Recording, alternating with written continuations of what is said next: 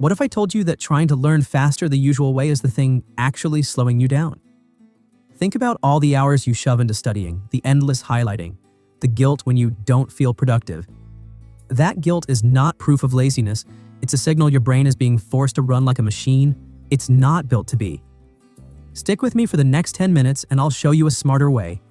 Not some productivity flex, but a system that makes learning less painful and actually fun. Chapter 1. Why your brain hates the standard method. Here's the cold truth. Your brain did not evolve to binge learn. It evolved to notice patterns, to prioritize novelty and social meaning, to protect your energy. When you cram, you're flooding a network designed to filter and compress, and it responds by discarding most of that stuff. So feeling overwhelmed or distracted isn't a weakness. It's an honest reaction to being overloaded.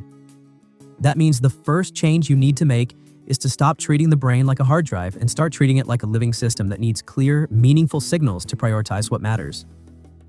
Chapter 2. Attention is the gateway. Train it like a muscle. If you want memory, you must first earn attention. But attention isn't a trait you either have or don't. It's a capacity you can grow. The trick isn't marathon focus. It's micro sprints. Start with ridiculously small goals. 2 minutes of undivided attention on one task. When your mind wanders, that's not failure. It's the cue to bring it back. Do that for 2 minutes, then 5, then 10. Over time, those brief wins stack into a real ability to concentrate. Also, make your sessions meaningful. Tie whatever you study to a question that matters to you or a real-world problem you actually care about. The brain amplifies things that feel relevant. Chapter 3. Retrieval beats rereading, use forgetting as feedback. Rereading feels safe, but it's a trap. Testing yourself even poorly forces your brain to practice pulling information out, and that act is what cements memory. Don't fear forgetting, schedule it.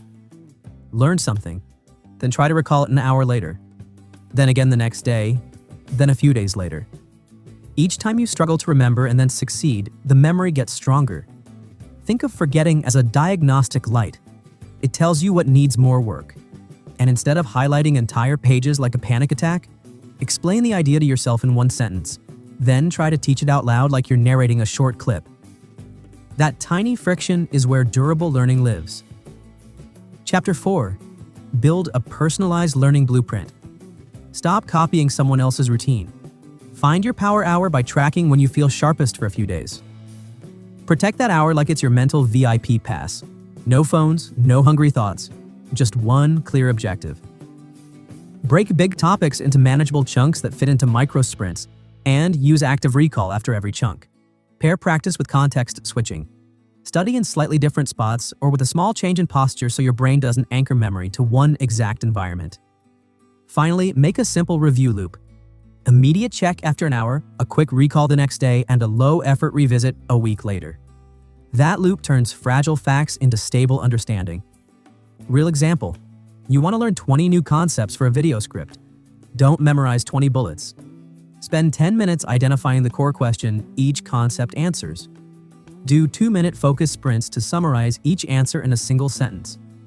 Test yourself an hour later by recording a 60-second voice note for 3 random concepts.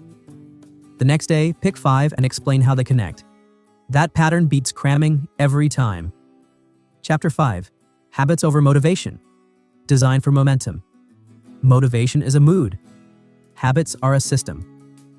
The only sustainable way to get better is to stack micro habits that make failure hard and continuation easy. Start with a 2-minute rule for learning.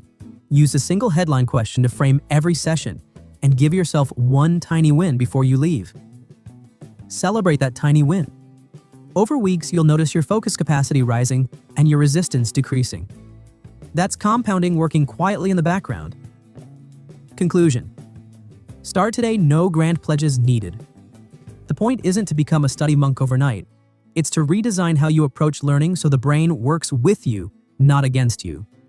Pick one thing from this video, a 2-minute focus sprint, a 1-sentence teaching drill, or the hour where you protect your best attention. Do it now.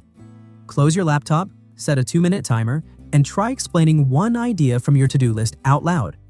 If that felt weirdly powerful, smash the like button, subscribe for more practical brain hacks, and tell me in the comments what you'll try today. Don't wait for motivation, start today. Do one tiny thing and watch momentum do the rest.